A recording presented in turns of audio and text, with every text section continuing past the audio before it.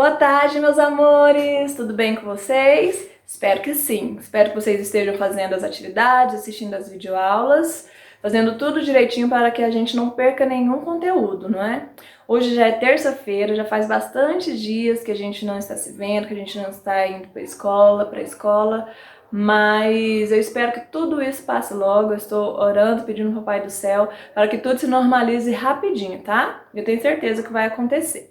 Então hoje a nossa aula é de ciências. Eu preciso que vocês peguem o livro integrado, volume 2 de vocês, e abram lá no conteúdo de ciências, nas páginas verdinhas, lá na página 2 de ciências. Nós iremos ver os seres vivos. Nessa imagem que está aparecendo aí para vocês, é uma imagem de Cândido Portinari, que tem o tema de Pulando Carniça, de 1959.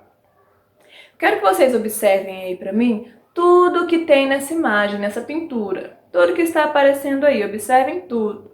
A gente pode observar que tem pessoas, tem animais, tem plantinhas, tem água, tem terra, não é? Tem muitas coisas. Então agora nós vamos ver algumas características dos seres vivos. Os seres vivos, eles têm algo semelhante, algo em comum, algo parecido entre eles. O que é semelhante? Parecido entre eles, que é chamado de ciclo vital. O ciclo de vida dos seres vivos são parecidos, são semelhantes.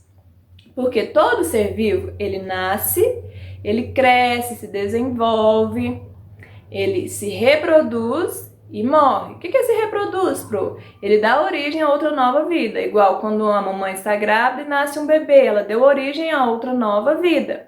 Então, todo ser vivo nasce, cresce, se desenvolve, né? Se reproduz e morre.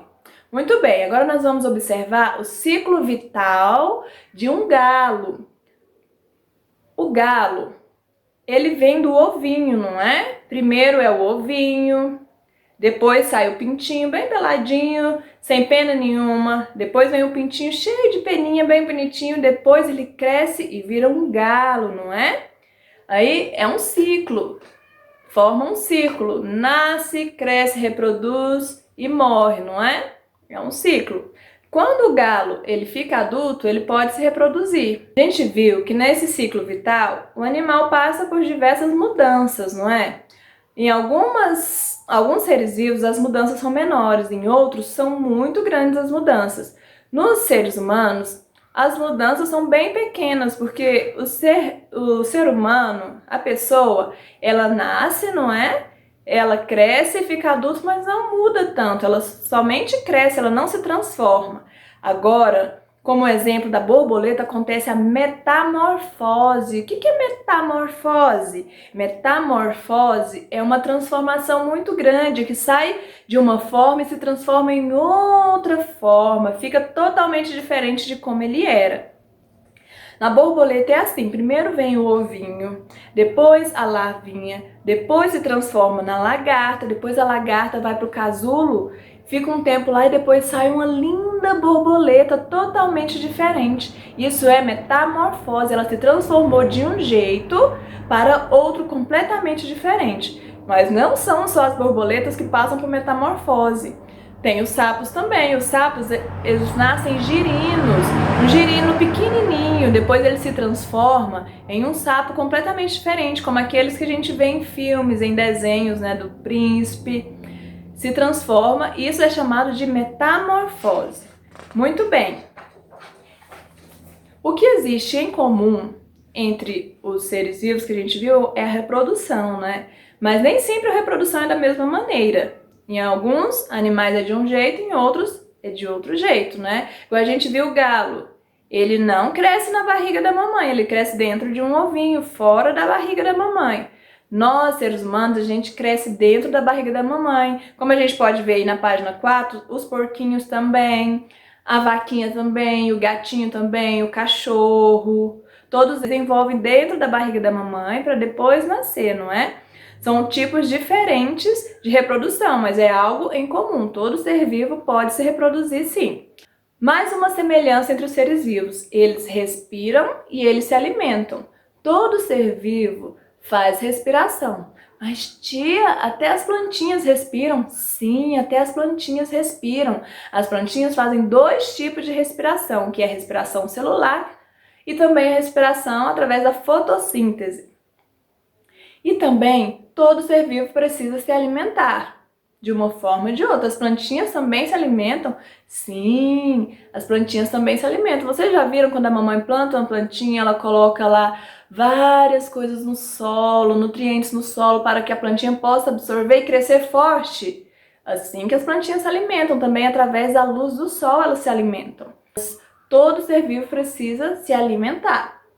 Não é tanto as pessoas, os animais e as plantinhas precisam se alimentar e também precisam respirar. Aí na página 4 vocês vão ler esse pedacinho aí que é uma curiosidade bem legal, vocês vão descobrir, tá escrito aí saiba mais, vocês vão descobrir o tempo de vida das moscas, dos mosquitos e da tartaruga. Vocês vão observar e vão ver o quanto que é legal, tá? Não deixem de ler. Agora a gente pode ir para a página 5.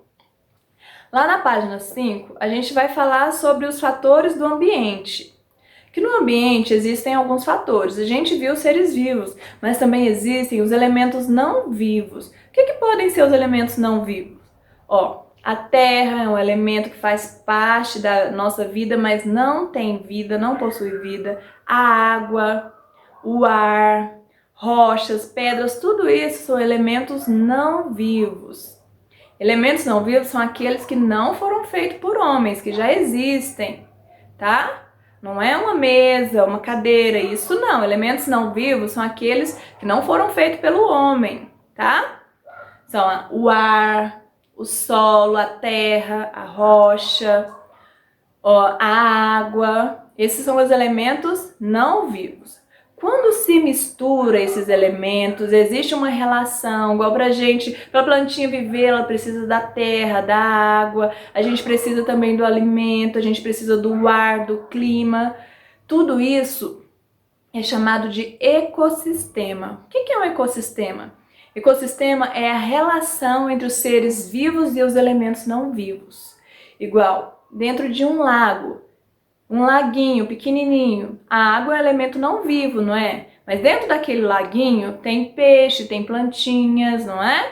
Então lá é um ecossistema, um pequeno, mas é um ecossistema, porque existe relação entre esses elementos vivos e não vivos. Uma floresta também é um ecossistema. Existe o clima daquela floresta, existe as plantas, os animais, o ar, o solo, a água. Então isso é chamado de ecossistema, é a relação entre os elementos vivos e os elementos não vivos, os seres vivos e os elementos não vivos. Muito bem. Agora, vocês vão responder as páginas 7 até a 8, 7 e 8. Tá bem tranquilo, tá bom? Se você não tá conseguindo responder, volte algumas páginas, leia novamente, ou então assista novamente a aula para vocês conseguirem responder. Vamos só revisar aqui. Os seres vivos são as pessoas, os animais e as plantinhas, né? E os elementos não vivos, ar, solo e água. Os elementos não vivos que não possuem vida, ar, solo e água. Os elementos vivos, pessoas, animais e plantinhas. Tudo bem? Então respondam lá, tá bem tranquilo, tá bom? Fiquem com Deus e até a próxima aula. Beijos!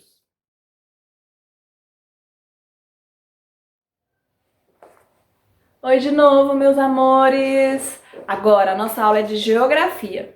Nesse mesmo livro que vocês estavam usando, o livro integrado, né, volume 2, vocês vão abrir nas páginas de geografia, lá nas páginas rosa ou vermelha, né, como vocês gostam de chamar. Lá na página 2, tem o textinho que eu vou ler com vocês. Quando eu era pequena, morava num bairro só de casas. O lugar era tão calmo que nós podíamos brincar no meio da rua. Parecia uma cidade do interior, apesar de ser São Paulo. A turma do quarteirão era composta por 10 crianças, 7 meninos e 3 meninas, eu e 2 gêmeas, minhas vizinhas. Uma era a Flávia e a outra a Andréia. Então, esse bairro aqui que ela está contando parece um bairro bem calmo, né? Formado por muitas casas. É um bairro do interior. Aqui, nessa troca de ideias aqui, a letra A e a letra C, vocês vão responder só para vocês mesmos, não precisam escrever. Apenas a letra B, que vocês vão pintar uma palavrinha lá no texto. Tá pedindo para vocês pintarem a palavra que significa um espaço contornado por ruas, por 3 ou 4 ruas. Lembra que a gente fez aquele passeio lá no quarteirão da escola? Que a gente viu que o quarteirão é contornado por 4 ruas que a gente viu lá? Então a gente vai pintar a palavrinha quarteirão aqui do texto, tá bom? Muito bem. Agora aqui na página 3 a gente vai descobrir o que é um bairro. Mas o que é um bairro, Pro? Um bairro nada mais é que um conjunto de vários quarteirões juntos, onde tem muitas casas, tem comércio, lojas, farmácias, igreja, tem escola. Tudo isso junto forma um bairro. O bairro onde a Pro mora é o Arco Verde.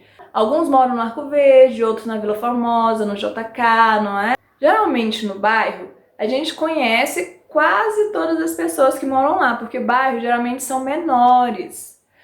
São pequenos, não é? Dá pra gente conhecer muita gente. Às vezes a gente sai da nossa casa e vai no mercadinho. No mercadinho a gente encontra várias pessoas que a gente conhece. Oi, boa tarde, tudo bem? Assim é um bairro, diferente da cidade, que a cidade já é maior, né? O bairro, ele fica dentro da cidade. A cidade é maior e o bairro dentro da cidade. Então, o bairro onde a Pro mora é Arco Verde. Ele tem a cidade é Anápolis.